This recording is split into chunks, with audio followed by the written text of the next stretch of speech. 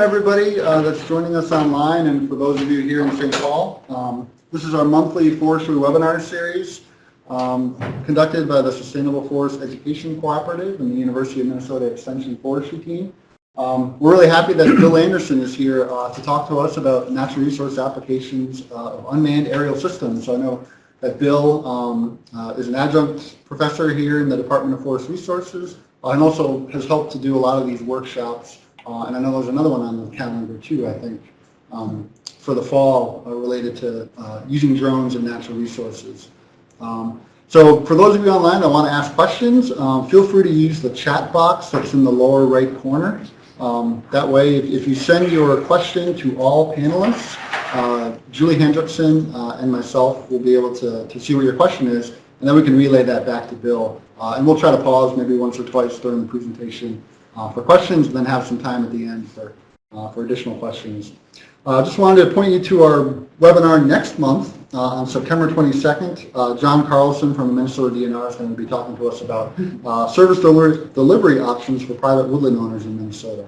A lot going on in the Minnesota DNR with regards to that. And that webinar is on a Thursday.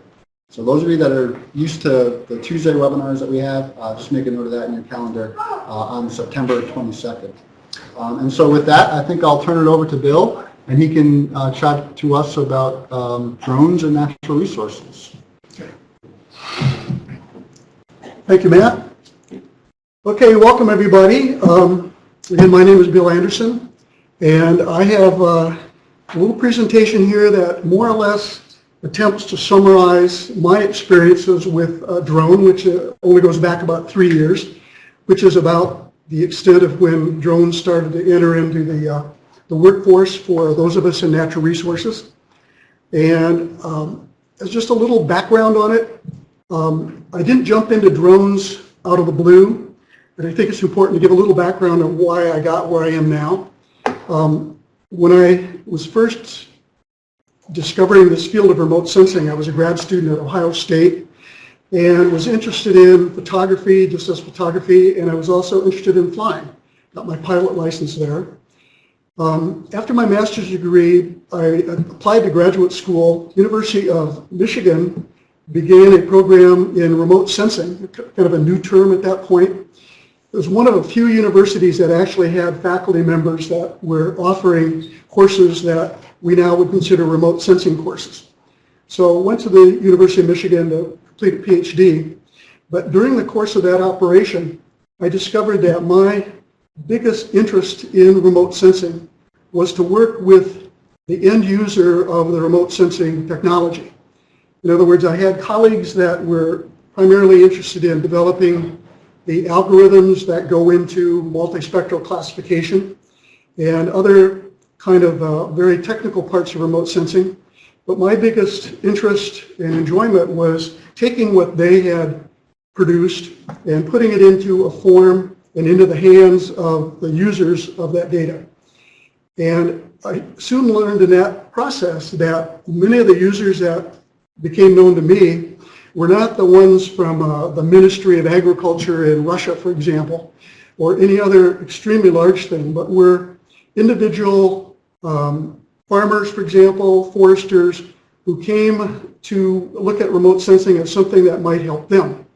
And being that they had relatively small areas of interest and responsibility, it kind of made it so that the remote sensing that they wanted to do would occupy relatively small areas at relatively high resolution.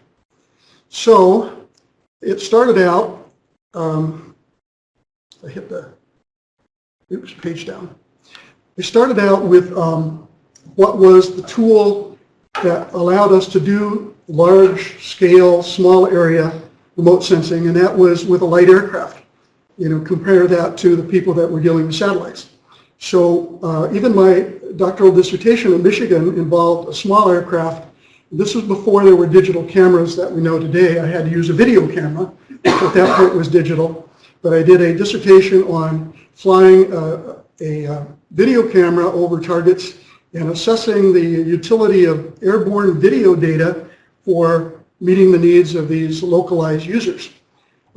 That evolved into using higher resolution framing digital cameras. And up until 3 years ago, as I said, that was my recommendation to people who were interested in remote sensing in small areas.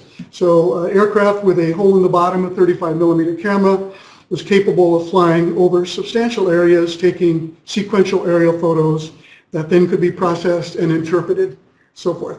What I learned during this was, though, as the experience of flying around in a small aircraft got to be quite expensive, especially if the potential users were scattered all over a state of Minnesota, for example, that you spend a lot of money just flying the airplane from its home base, maybe an hour away to do a relatively small area, a small forest or a construction site or something for which the customer, the user, the person doing the application wanted aerial data from. And so I started tracking the advent or the explosion of drone technology, something I hadn't really had on my radar screen until relatively recently. So once they started presenting themselves in the literature, I started tracking what kind of drone might fit the needs to replace the aircraft in many of these applications that I was familiar with. So we looked into the drone scenario, as I'm sure a lot of you have by now, and you'll see that there's two main flavors of drones, if you will. I'll call them the multi-rotor drones with the common quadcopters or more rotors, and then there's the fixed-wing drones that we'll talk about in a minute. The multi-rotor drones come in a lot of different categories. A lot of them are toys that you can buy at bookstores, cost $29, and they're maybe teeny-weeny little things that operate on the same principle as the bigger ones, but they're kind of useful for just flying around as a toy. When you get into the drones that were of interest to me and others for actual aerial photography, then you're into a category of drones that cost in the $500 to $1,500 range to begin with. Most common one that you may be aware of is called a Phantom, made by a company called TJI. It's a Chinese company, and from what I understand, TJI makes a number of different drones, but they are by far the most common drone on the marketplace today. They are being challenged, however, by a number of other companies that make drones in the same or similar price category and capability category. 3DR is one company making a Solo. There's also companies that make quadcopters or multi-rotors that have more than 4 rotors. As you get into that category, you're into what they consider the professional drone, multi-rotor drone category. The intent was that if you have a bigger drone, bigger motors, you can carry a heavier payload. In the case of the TJI Phantom, they are balanced so that the battery power and the power of the drone is balanced with the size of the camera that it carries. And it's all kind of part of the system. When you get into the larger drones, for which there are many, a little harder to find the literature on unless you really get into the literature of them. They are intended for professional use, primarily on videographers, where they want to carry a professional camera up above and stay in the air long enough to do the work. And so these things are pretty well monsters. You don't see them on the commercial market. You can't buy them oftentimes the same place you can the TJI Phantoms. But the overall characterization of these things is primarily for video. If you read the literature, they promote their use as a platform for taking video. The video cameras will they'll have programs that the video will be made to follow you wherever you ride your bike or walk around. In some cases, it'll be programmed to take the video of you as it circles around you. But for the most part, they're primarily aimed at videography. I have this other little weird one on the corner here to make a point. That is, the technology of quadcopter multi-rotor drones is changing so fast that there's form factors of drones that you would never imagine. This is a quadcopter with a camera. It's shaped like a little egg about the size of a turkey egg, that when you turn it on, the arms extend and the rotors will provide the lift, and there's a camera pointing in the bottom. It just gives the idea that as we get into the era that we'll talk about a little bit more because of a regulation change, you're going to have many, many more quadcopter, multicopter drones on the market.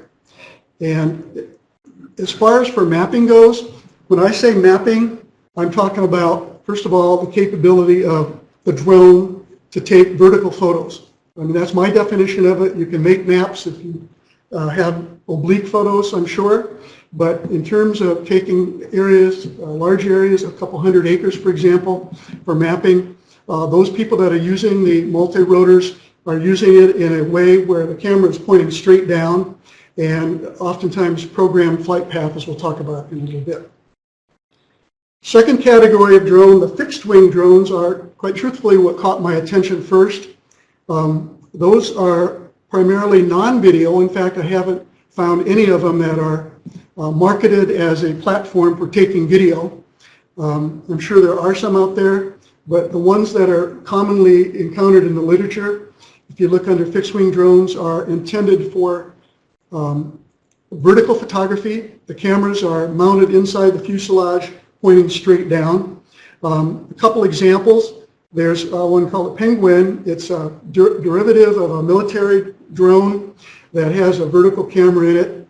It's a fairly large beast, and it is large enough that it has to be launched by a vehicle with a little ramp on, where the vehicle goes down the road, and when it achieves sufficient airspeed for enough lift to be generated, then the drone will lift off the moving vehicle and go on its way. Another one that has been on the market for a while is marketed by Trimble. And Trimble, as you know, is a very well-known surveying GPS company, very well established in the marketplace for that purpose. And they market a drone called the UX5. It's as you can see, it's not the smallest one, but certainly smaller than the Penguin. Another one that's commonly encountered is the SenseFly EB. Now, there are a couple other ones that I've encountered recently I don't have a picture of. One in particular was made specifically for ag surveying. So it's a fixed-wing drone, pusher prop, belly-mounted camera that is intended for agricultural use. Now, in the fixed-wing drone category, there's two ways, well, more than two, there's three actually, but the two ways that are more commonly encountered are the hand-launched and catapult-launched. The EB is one of those that can be hand-launched, and I think that's a significant factor in consideration of ease of use. The whole EB, even though it looks like it may be a fairly large drone here, only weighs about 1.5 pounds. The structure of it is foam. It's a high-density foam. The guts of it are inside, probably consist of just a circuit board or two, and then the camera resides in the belly. But the whole package is only about 1.5 pounds, so it's extremely light, surprisingly light. It's light enough that you can get it up to sufficient airspeed to take off by just throwing it forward, and that motion will get enough lift on it that it takes off and does its mission. The Trimble device, however, even though it's about the same size, is so heavy that they didn't feel its adequate airspeed could be achieved by just throwing it. So they mounted on a catapult that comes with it that has a bungee cord attached, and once you're ready to launch, you hit a thing and it's flung up the ramp by the action of a bungee cord. It's just another piece of equipment to bring along and to concern yourself with. Now, there's another category of drones that I'm starting to keep my eye on now. There are some difficulties, advantages and disadvantages of both a multi-rotor and a fixed wing for remote sensing. And we'll get into those as we look in detail about the operations of them. But just in case, just to get advanced notice of what I'm going to talk about a little later, part of the problem of a fixed wing is enough area for it to take off and in particular land. It lands like an airplane, so you can't have obstacles in its glide path down to its landing.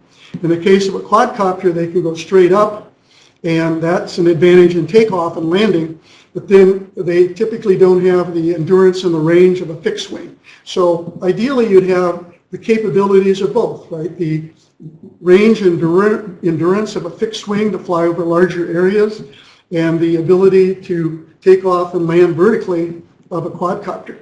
And what we're doing is I'm tracking now a number of companies that are making drones that have vertical mounted cameras, which is what I want, but they have pivoting motor propellers so that they take off like a quadcopter, and once they reach altitude, the rotors rotate and it performs like a fixed wing. So these are available on the market now. I haven't seen anybody in the real world that are using them yet, but the websites are always being updated. They said we're on our third prototype. The first two wrecked, but we're doing better. And I think in the near future we may have this as a viable option in terms of a platform. The rest of this demonstration and discussion will be on the EB, shown on this slide. When I was doing my research, I wanted to get one for which I'm not going to be an experimenter. I didn't want a prototype. It turns out the EB, made in Switzerland, had been on the market and being used for several years, 4 or 5 years, before I caught wind of it in Europe and other countries. It's a mature technology, a proven technology. And if you get on their website and follow some of the links, you'll find that there are EBs being used all over the world. And I think that said a lot about why you see them pretty commonly now. In fact, those in the room here are proud owners of a couple EBs. Interesting to note, though, I follow a lot of the internet discussion on drones. And there's one company called Drone Deploy, which is a company we'll hear about a little later, but they are one who wants you to send your drone data, your photos up, and they will produce the derivative products from your drone. They have a newsletter out that talks about who is sending them data and what kind of drones they're flying. And just yesterday, they did a summary, at least I saw it yesterday, where they said only 6% of the data sent to this cloud processing company come from fixed-wing drones. And 94% of the data is uploaded to them for processing comes from multi-rotors. Now, what they don't say is how many acres that represents. And I suspect that that is just indicative of the fact that there are many, many, many more quadcopter, multi-copter drones out there than there are fixed wings, except for people that are doing mapping. And the 6% surprised me, but it probably represents, my guess would be that represents more total acres of processed data than the multi-rotors, even though it's only 6% of the types of drones that they are encountering. When you get a drone for mapping purposes, typically at least in the case of the EB, it comes bundled with a software package that is for mission planning. The EB drone and other fixed-wing drones are not meant to be user-operated when they're flying. As you know, the multi-copters, you always see the illustrations of people with a little control box and they're moving the joysticks and making the drone fly where they want it to fly, up and down and sideways and so forth. In the fixed-wing drones for mapping, they don't advocate that as the way to control the drone at all. It's all programmed in a laptop to simulate the mission you want to fly, and then that mission plan is transferred telemetry to the drone into its autopilot. And from that point on, the drone will conduct the mission that you planned autonomously. It'll do that by GPS guidance. So as we get into planning a mission, there are a couple things that you had to consider in mission planning. There are legal limitations and technical limitations. There are a lot of legal limitations, some of which are not very relevant to remote sensing for natural resources, like don't fly over a crowd of people. It's certainly a valid regulation, but I don't know many of people in my sphere of activity that intend to fly over a big crowd of people in doing their natural resource work.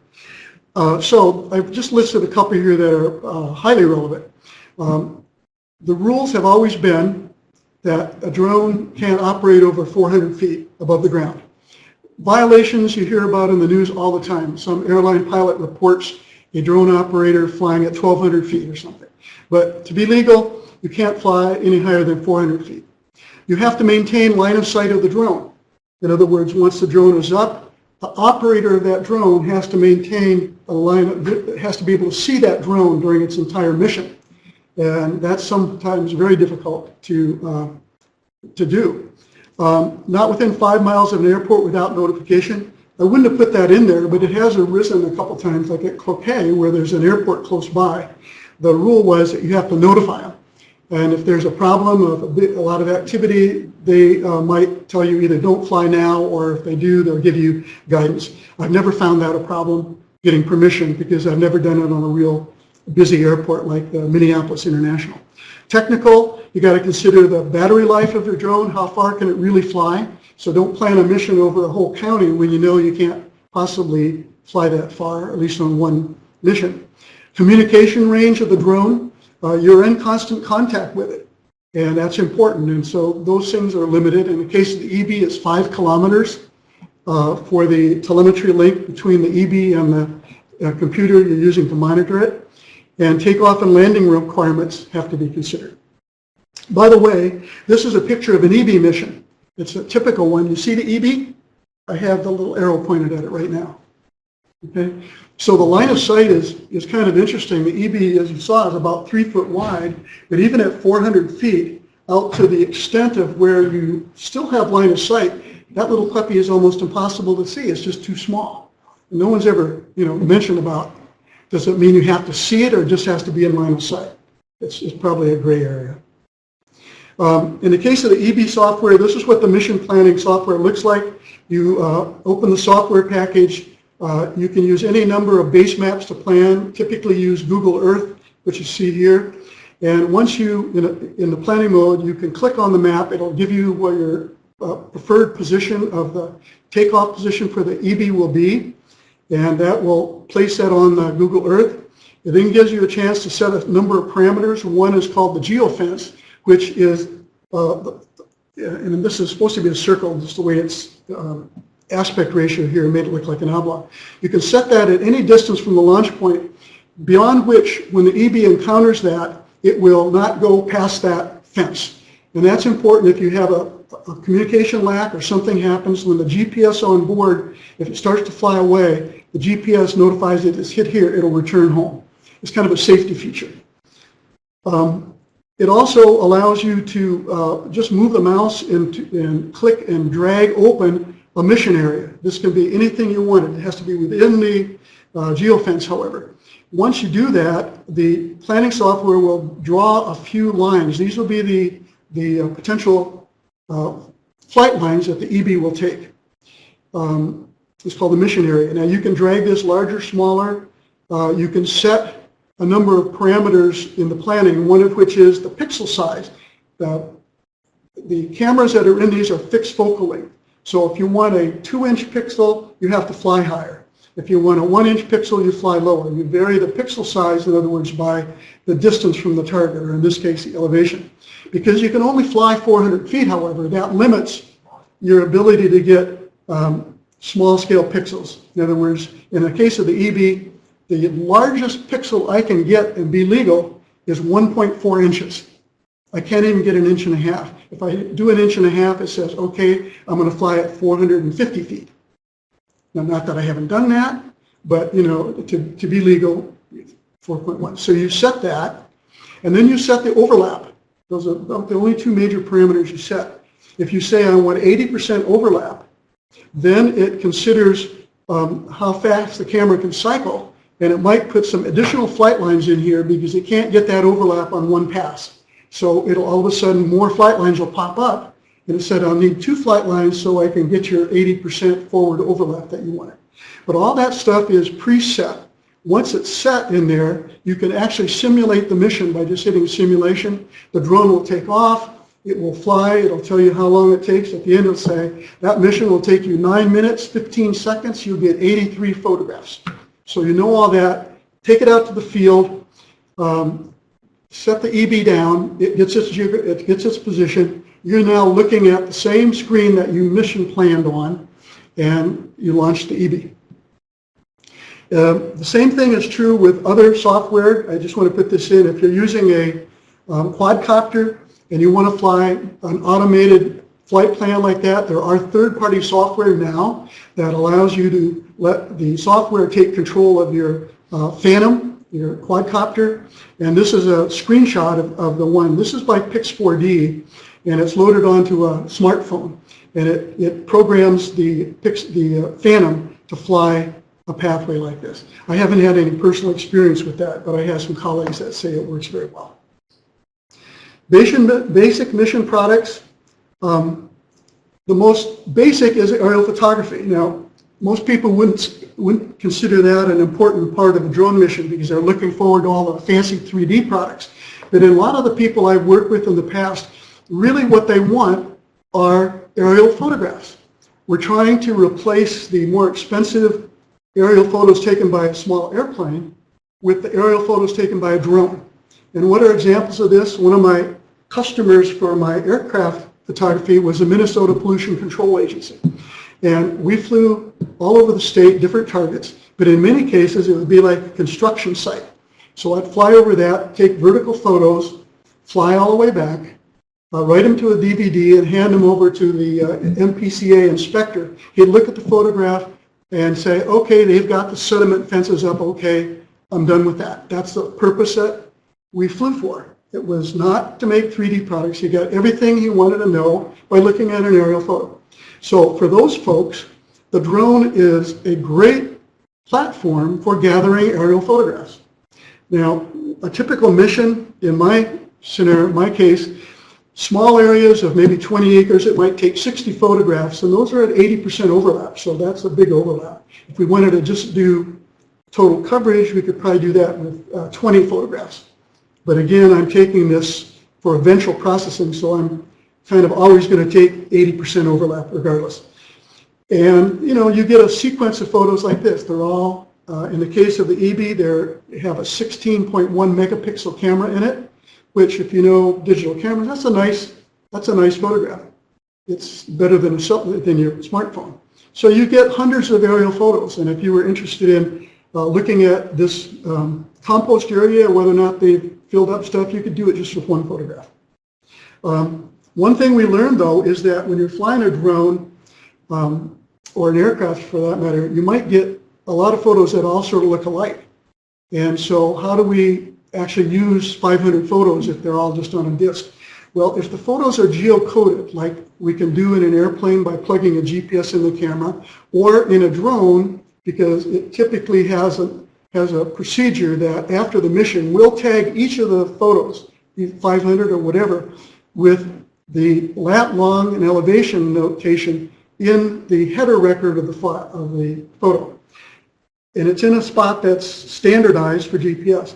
If I have those 500 photos taken by a drone, I can bring them into a third-party piece of software. Here's one by Google called Picasa 3. It's a free image viewing software. I load the whole folder full of my drone photos in it, all of them geotagged, and up pops Google Map with a little icon that shows where all those photos were taken. And that's pretty handy because if you look at these, those are all forest canopy. So where in the heck are they? Well, if you really want to know exactly where this one is, click on it and it'll show you which photo's there. So that's a little aside for people who just want to use the drones for aerial photography. And for single photo interpretation, this is a full frame drone photo, just a little enlargement. You can see there, very high resolution taken from a little drone that's just flying along there at 40 miles an hour. And that's as good as I got with my the real airplane.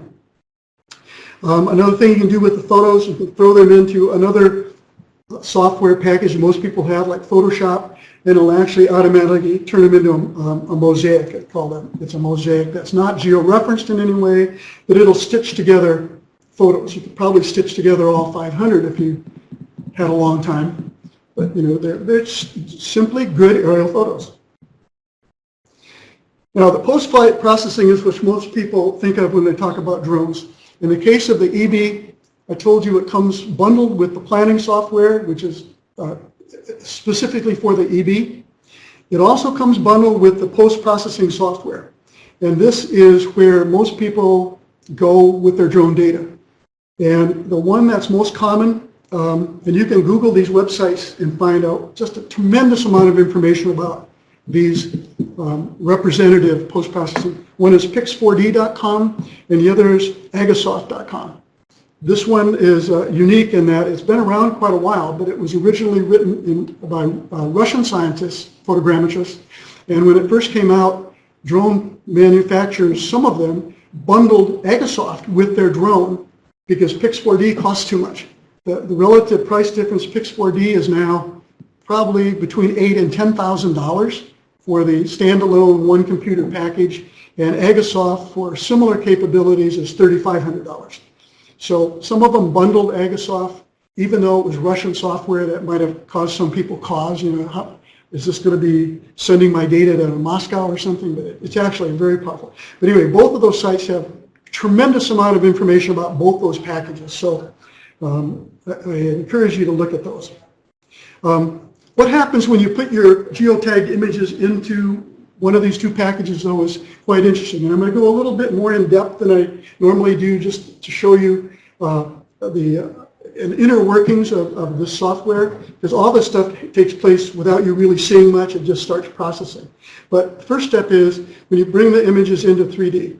The software looks at each individual image and finds thousands of what's called interesting points. Now, you never see this graphically, so you don't know what it is, but on a 16 megapixel camera image, that means there's 16 million pixels. It comes up with typically 60,000 of those pixels are deemed interesting. You don't see it graphically, I don't see the equation, so what those are is just what they call interesting pixels. Then it immediately goes to this well-documented algorithm called the SIF, Scale Independent Feature Transform. It's an algorithm that looks at pairs of photos that have these interesting points marked on them and starts to match points. So it looks for a point on one image that matches another interesting point on another image. Okay? And that's done by this algorithm. And once it's processed, you can see what it did. Look at, here's some examples. You see this little piece of, it's a piece of driftwood, and it got a little green mark. That is one of the points that the SIF algorithm matched from that image to this image, and from that image to this image, and that one, that. Those are 4 different images, but it found that same point on 4 of them. Different flight lines, different scales, different orientations. Here's another one. This is a base of a telephone pole. Here you're looking, a light pole, you're looking straight down on it. Here a little bit angle, different angle, different angle. So it does that and typically finds maybe 10%, 6,000, typically in the thousands of points matched. So it starts out with 16 million pixels, 60,000 key points or points of interest, down to matches in the thousands, 2,000 to 6,000 matches per photo. Okay? And the algorithms for doing this stuff are published. If you want to see it, as page after page of equations of how the SIFT algorithm works. Okay, then step 4, again, when a match is found on at least 3 of the photos, it creates what's called this automatic tie point. Those previous images, those are tie points. Those are matched points, okay? Then once it has at least 3, then it's able to calculate a number of important things about each photo. Those things in photogrammetric terms are called internal orientation and external orientation.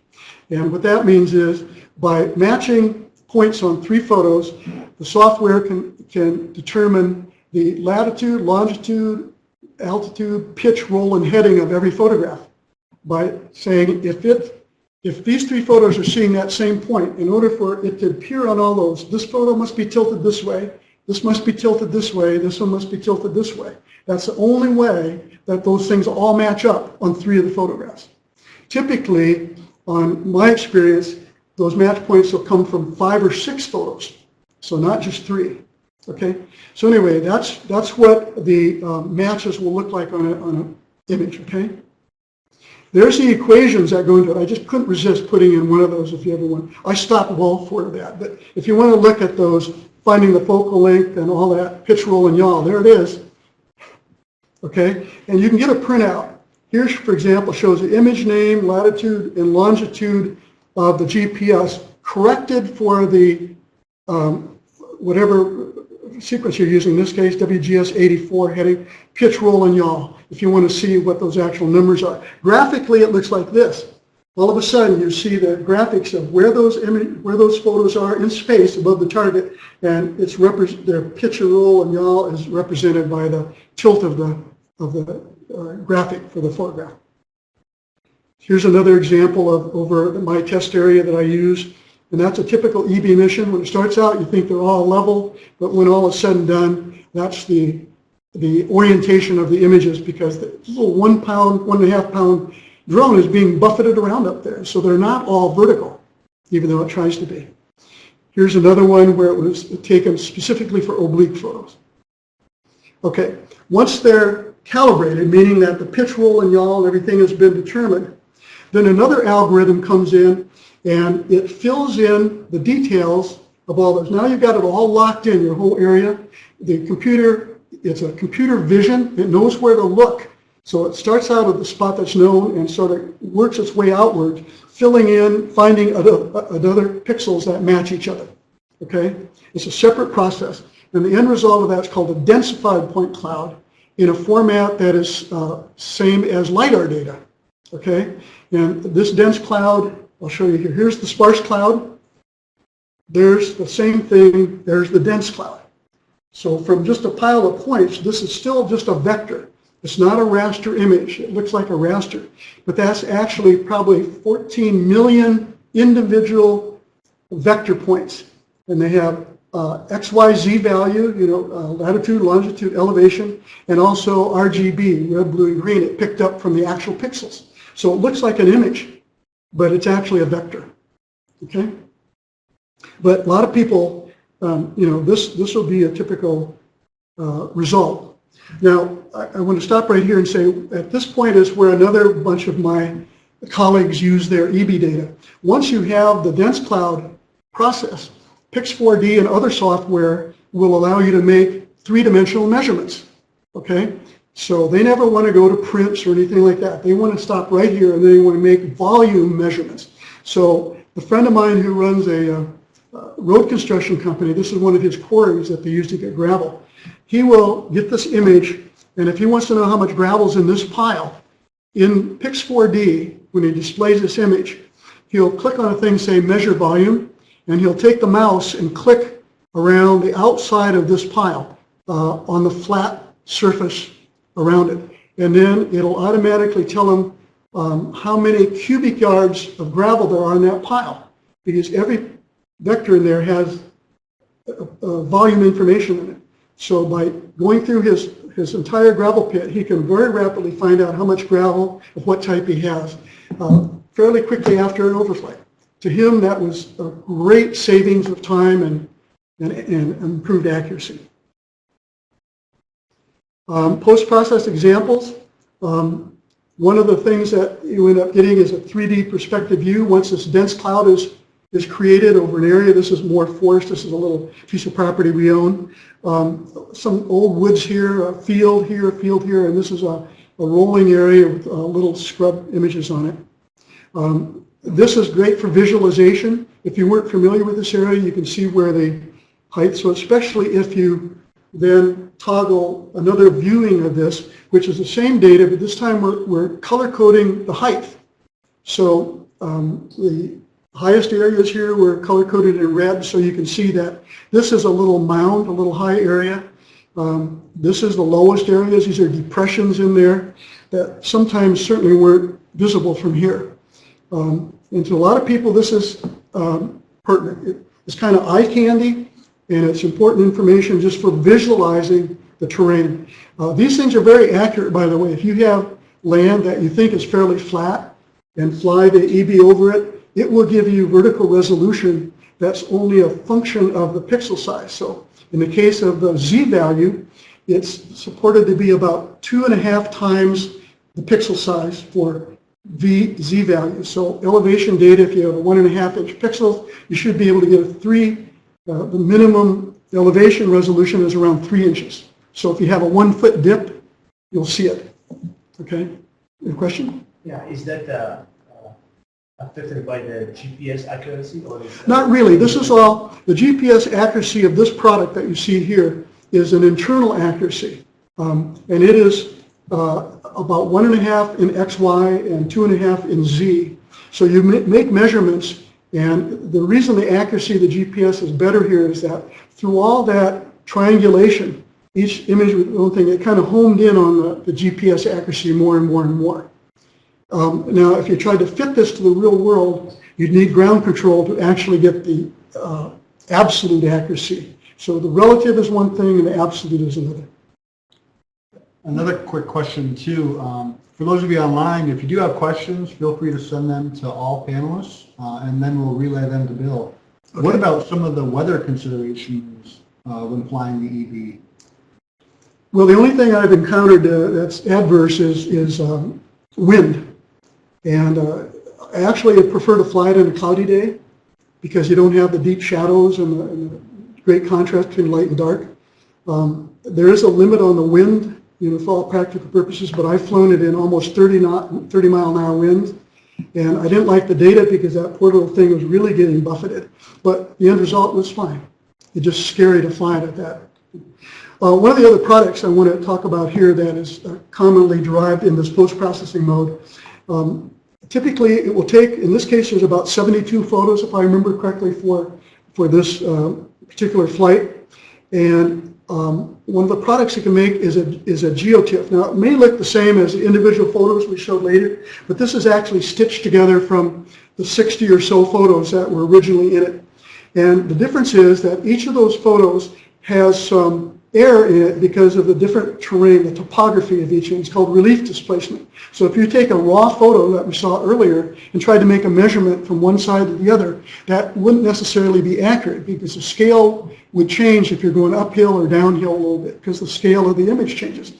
When it creates an orthophoto, it takes the 3D information that it generated just before this step and uses it to remove the relief displacement in each image. So now each image is an orthophotograph, which means that the error due to relief has been removed, and that same, if you're dealing with an individual orthophoto, you can make measurements and they'd be correct. It puts them all together into a seamless mosaic called an orthomosaic. And if you zoom in on that, you have the same resolution as we saw in the individual photos. It's amazingly good stitcher. And if you look in Pix4D, it has a thing called Mosaic Editor, which it shows you the different parts of the individual photos that went into this. And what you'll see is that out of the 60 photos or so that was used for here, it may only use a teeny bit of each photo, and it tries to use the very center or the part where it's the most vertical and the least distortion. So this it's a GeoTIFF format, which is a common format for geo-referenced images. You can move this into other software to make a map out of it. In many cases, those that are using ArcGIS, this is the product they want. They want all the images stitched together. They take this file, move it into ArcGIS, and add it to the data set. Here's another product that comes up with it. This is called a KLM. You're familiar with Google Earth. The format of the files in a Google Earth is called a KLM. And once it generates the orthophoto, it also generates KLM files. And if you then open up Google Earth by clicking on this, it'll open your drone mosaic in Google Earth. And so here is a plot of that same area you just saw, but taken in leaf-off condition. There's that little pile. There's the depression. There's a little mound. Oops, you can't see that, can you? There's a little mound. The depression was down here. Anyway, this is superimposed on Google Earth of a different season. And here's just a close-up of it. And you can see the nominal registration. You asked about GPS accuracy. The GPS in an EB is probably like a Garmin, 5 meter resolution if you're out walking around. But by the aero triangulation and by the combination of all these different photos to locate the points, it's actually improved in most cases. So here, at least when you look closely at the KLM file, you can see the road is contiguous. All these parts match up to visual match, at least. If you look carefully at this, it's probably still off half a meter or so, it looks to me. Here's an interesting thing. It looks like there's only half a house. Well, the Google Earth photo was old enough that house wasn't there, but now it is. You can see the pond connection here. So in a lot of pieces, this is what they want. So they got that. You can also do a triangulated mesh, which takes the dense cloud and creates a little vector between all the points, and that will fill in some of the stuff and make a triangulated digital terrain model. It's not something you do a contour lines because it includes all the trees and stuff in it. You can also send these images that your drone takes to the cloud. This last example was Pix4D that resides in my laptop, but I know several people who don't want to invest in the thousands of dollar software. They upload all their images to either pix4d.com or Drone Deploy, and there are others. And there, the images are uploaded, they process them, they send you a link to get all those products we just saw. The orthophoto, the 3D products, and so forth. That software, this is what I'm familiar with, Drone Deploy. My friend who does this with a quadcopter signed up for the $99 a month one. He can do all he wants. The images, you can upload 1,000 is the limit per upload, 5 centimeters per pixel, gets all the products. He feels that's a better investment in the software. The only way that works, in my opinion, is if you have a fast upload speed. At my house, on a typical hairy homeowner, my upload speed is probably 0.5 megabyte per second. So if I had, like the last mission we flew, I had 500 and some images. If we uploaded that, it would be a week. And so he goes to a university or something where you have a high-speed symmetrical upload. It probably is more practical. But he's very happy with his results, and I've seen them. They look beautiful. The other thing that even the EV people advocate is they said Pix4D is not really the end of the chain of what you can do with it. They advocate that look at Pix4D as preparing products to go into other software for further refinement. For example, on the, let's take the dense cloud. Anyway, you can move that into a number of software products that will allow you to divide that into different height classes and therefore produce a contour line, a digital elevation model, a digital surface model. You can't really do that in Pix4D, but you got the raw material to allow that to happen. And so even, this is what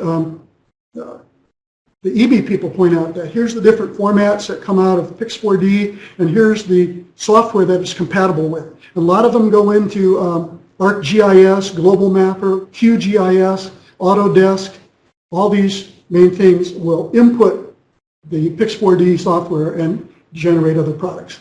One of the things I'm particularly interested in is making true maps out of it with a map collar, lat long tick marks and scale bars and everything from orthophoto, orthomosaic, but Pix4D won't do it. I wanted to quickly go through a few forestry applications for the forestry people here. This is a rare bird. If you look on those websites, a lot of times when they're selling the drones, they'll say, pick your application area, we'll show you pretty pictures and examples of how it can be used. None of them list forestry. They'll list civil engineering, mapping, but forestry is not in the list. And I think we'll see why. But anyway, they talk about a few things that you can do with it. So if you're interested, Google forest applications and you'll see. One of the things that we do like to do is once you fly EB on a mission, you can save that mission and fly the same mission again. Here's that area you saw a couple times before in the summer. And if you go and reload the same mission, it will, I guess I'll go back on that. Oops. The EB data, I mean, they match so well because it's already an orthophoto that you can do comparisons quite easily. Problems and limitations. This used to occupy an hour of my discussion because it was important for people wanting to know drones, how they could legally get into this game. And it required a discussion to keep them legal. And it was important because a lot of people got fined for flying a drone outside of the legal constraints. It once was the most restricting factor to drone use. And the rules were governing commercial use of drones. They define commercial, they being the government, as anything except pure fun. So they used an example that if a farmer flew a drone over his field and gathered images, it was not commercial. If he looked at those images and used it to make decisions, it was commercial use, and he'd need special permission to do that. I mean, that was from the government, okay? So it kept people back from doing it. Now, there were quite a few hunters probably over the country that actually jumped through the hoops to get permission to use their drone commercially. All that's changing now because as of the 29th of this month, the government issued what they call the final rules, which will allow anybody that wants to operate commercially, which, like I said, is about anything, to go down and take a test and get a drone operator's license, and therefore not needing any further permission from the government as long as you follow the rules. I downloaded the sample questions for the test, and basically they have a lot of, it's like a pilot would take. It deals with where you can fly in airspace without interfering with a jet coming into Minneapolis, St. Paul. And some of them are pretty technical. One of them said, if an unmanned airplane weighs 33 pounds, what approximate weight would the airplane structure be required to support during a 30-degree bank turn while maintaining altitude? So they're not easy questions, and you have 2 hours to do a 60-question multiple choice, and you have to get a score of 70 to pass. So that's going to be interesting. But the 29th of this month, and to learn that about that, there's the website listed. It's just FAA, Federal Aviation Administration Gov UAS. So go there and you'll find everything you need to know about being legal. Okay. Quickly, technical limitations on a fixed-wing drone, where to land, because we have to make sure that we have a glide slope from the drone to come in at a 20-degree angle, not hit anything, to land at the same spot it took off on. And that's not always. The diagram from EB shows this at 40 meters out, you have to be such and such a height and this and that. This is up at Cloquet, the forested area that we've taken, and this is the area that they want to shot. The only spot to take off is this little weeny little narrow field here that just barely fits into that category of being able to do it. Now, with the mission plan, you can tell the EB where you want it to come in. You can specify this corridor, but the corridor is supposed to be, you know, like 60 meters wide and this and that. That's just barely minimum, but apparently it works well. But in other places, I've looked at like this, and there's no place to take off. Here, for example, at the University of Michigan, where I was last year, they were really interested in drone demo. This is a field they wanted flown. I mean, it was a solid canopy. I flew from here over this, and there's the printouts. One of the other things you get, it shows where the drone was and where it took its photos. But the problem I'm going to show you here is that if you take solid canopy, the data won't process. These are two examples of the hundreds of images. They all look like solid trees from the top. But the SIFT algorithm couldn't calibrate the images because if you think about it, a tree canopy from different angles looks different. You know, they're layered branches, and only one or two photos might look at that angle, and the one from here right above it doesn't see that same branch.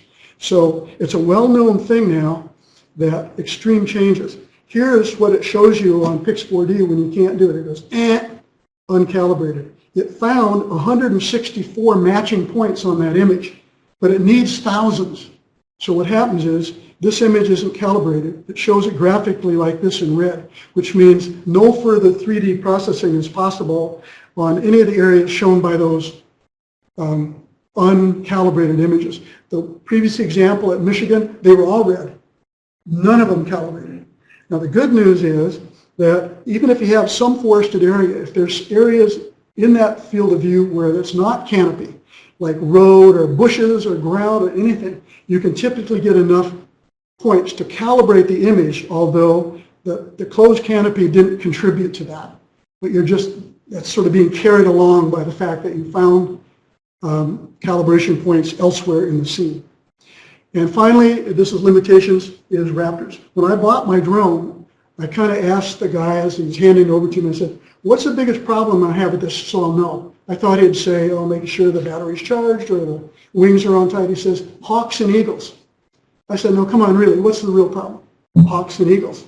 It turns out that in case of the EB and other drones, Raptors hate them. And so I've had personal experience where you're flying it and you see something coming in, and the internet on YouTube is full of quadcopters being knocked out of the sky by hawks and eagles. I'm very careful when I fly the EB. In fact, EB has very few things that you can do to control the EB when it's flying. Like I said, it's all autonomous. There are 3 commands, though, that if a hawk is attacking it, I can hit a button on my laptop. It sends a command up to roll. So the EB will do a quick roll. Or I can make it do a vertical climb or a vertical dive just to get away from the hawk. And they wouldn't have put those in there if it wasn't a serious problem. Okay? Now the other thing that brings us full circle. Some of the people that saw my drone data thought it would be great if they had more area, they could cover bigger areas. What I had to tell them is, they want to do a whole watershed on the North Shore or something. A drone would need, dozens of flights. You might have trouble finding landing area. It's just beyond feasibility, in my opinion, for a drone. But along with the drones came the processing software. That was usually, as we saw, bundled with the drones. So I went back in my past life flying with my airplane over areas that covered, thousands of acres. And I put those overlapping aerial photos that were intended for just stereo into Pix4D, and it worked great. I was able to do all the 3D products in 3D, even though it wasn't optimum because I was only 60% overlap. So the next time I do this, if you went at all on campus, we'd fly an airplane back and forth here, do the 80% overlap, throw all those things into Pix4D with one mission, and get the products that we like. Here were just printouts of some of the stuff. These were just a single row of my aircraft flight, all successfully processed. Okay, barriers to drone op. This was printed a couple years ago. What were the reasons? Somebody asked this wasn't my data. Why aren't you using a drone? And this was a big survey. Number 1, legislation restrictions. That confirmed what I read other places. They didn't want to do them because they thought the legal things were so restrictive and so hard to get that they weren't using a drone for that purpose. In other words, lack of knowledge. They didn't know if it would work for them. Costs. The EB drone, by the way, I don't mean to scare you, but when I bought my EB, it was $25,000. Half of that was for the EB itself, the technology that went into the autopilot and all that. The other half was the software. And I can see that you're buying the technology. And some other lesser issues, but the biggest one was legislation.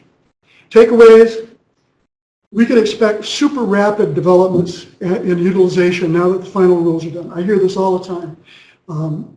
People are now saying, okay, that we're watching the stuff now after the 29th. We don't have to be a real pilot to do it, which you had to be before. We can have our city inspector fly the drone and get the data and bring it into our in-house operation. And in my also humble opinion that the drones will fill a unique niche for photography. Those people that aren't in the past needing any of the 3D products will benefit from the individual images or for the GeoTIFF that can produce, even if they're not interested in all the 3D stuff. And so I'm thinking primarily of all the times I've flown the 172. If anybody has any questions or want to follow up, at this point in life, I'm kind of a free consultant for most things. So there's my email address. Feel free to contact me. I'll be glad to provide you sample data sets and viewing software to look at it. If you want to take on the responsibility of showing people what this stuff looks like, I can fix you right up. There's software that allow you to see all that 3D stuff that's free, and I'll point you in the right direction if that's of interest to you. Okay? I guess we have time for a couple questions. Yeah, I have one question from online. Going back to the software, does the EB require use of Pix4D, or can something like Esri's drone to map be used? Interesting, Esri's drone to map is Pix4D. They bundled it. I had to find that out myself once I saw that Esri now has this capability. You look in the thing, and in the literature of Esri, it says we're happy to cooperate with Pix4D. When I bought my drone, you had to buy Pix4D. What happened is people decided they liked the EB so much they wanted to buy another one. Well, another $25,000 gave them another copy of Pix4D. It was a different name then, but it was Pix4D. So they didn't need it, but there was no way to do it. Now you buy the EB a la carte for, what, $13,000 or something in that ballpark, and then it doesn't come with Pix4D. But if you want to use it, you buy one copy of that, and you can buy other drones and use your software. So yes, you can use this in a number of packages. But don't be surprised if a lot of them aren't Pix4D. inside. Bill, going back to the SIP problem, software in the forest canopy, was that during a windy day that it was matching up, or was it just a calm day as a due to the factor of the camera and the resolution and the focal length of the lens kind of thing? The wind would aggravate the situation because one of the SIP parameters is that the targets have to remain motionless between them. So if the leaves are blowing a little bit, I'm sure that contributed to it. But the literature says the real problem is the complexity. Now what I tried to do is take those images and I pixelated them. I aggregated the pixels so I had the same number of pixels, but each one was essentially a smaller scale. So they look coarser. It still wouldn't process. So, and nowhere in the literature they have it. Now, the guys here, Dan is working on tweaking Pix4D to get better results. But I think that it's still going to require that there be some non-canopy stuff in there to get everything calibrated. And that's, again, why you don't see Forestry listed in. Everybody's aware of that problem. Okay? Yeah, about the dense cloud and going from that to raster. Do you know if it's getting RGB values from all of the imagery, or like the first or last or an average? That's a good question. I think it probably picks that value up from an individual image at one point and carries it all the way through. I don't see how it would do any otherwise. I know in the making of the GeoTIFF, it does have a function that balances out the illumination. Photoshop does the same thing. You know, it'll sort of tweak the histogram, you know, different parts to kind of match it. Yeah. It's an aesthetic thing, but I'm not sure where it picks up the value. I had another question, totally different subject, but that this new test, operator test, that doesn't replace the need for 333. Completely, it replaces it. It does? It does, okay. Now, if you want to go beyond the current rules, this is another real interesting thing. They will allow people to go online and ask permission to do beyond line of sight and night flight and over crowds. And it's kind of like a 333, but they said they will consider giving you permission to do that. In other words, the rules say the 400 feet, this and that.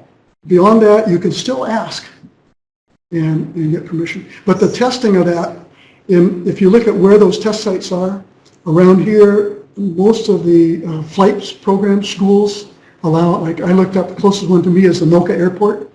There's an FAA examining station there for people that want to take that test. But I would go online first and study the study guides because it's not intuitive. And so you could own like a dozen different drones. Take just the one. Yeah, it's not drone dependent. You are now a licensed drone operator. But the drones themselves still need to be registered. Yeah, the drones still have to, that's a separate deal. That started last fall. It's a simple process. There's no test or anything. You put in, and it doesn't even have to do with the particular drone. Whatever drone you fly has to have a number, and that number has to be accessible without tools, which means that in my case I have it written with magic marker inside my battery cover. And that's if you're illegal and the cops find it, they'll find that number and know who you are. So if you're illegal, you probably won't register your drone. And a COA, is that still useful or needed, or? I haven't, it's not even mentioned anymore. Not even needed. And one final question from online, going back to typical flight times. Give us a sense of typical flight time to complete a mission. Okay. I'm sure it depends on size. Yeah. Well, that's a good question. Only last Sunday, I did my longest flight with the EV. It was over the Forest Lake Airport. And there we programmed the mission, pre-planned the mission, and saw in the simulation that it would be just a little over 40 minutes. And we went for it, even though the published battery thing says up to 55 minutes on one battery. It's not a big problem though if you have a bigger area, because let's say the EV flies for, you have it fly for 30 minutes and you put a new battery in and fly another mission. That's typically how very large areas are done. But on a typical 20-acre site, it takes, I've done that enough on my little test area there, it usually takes 7 to 9 minutes to fly it. And the battery's still at 98%. So if you have a 20-acre test area, it's inconsequential. But to process the imagery and get all of the products out of it, that'll take you another. Well, if you do a little 20 image thing, it might take an hour or so like that. But on a 500 one, you start it at night and go to bed. Yeah, I mean, it'll take hours and hours and hours. Okay? Well, thank you, Bill, for joining us today.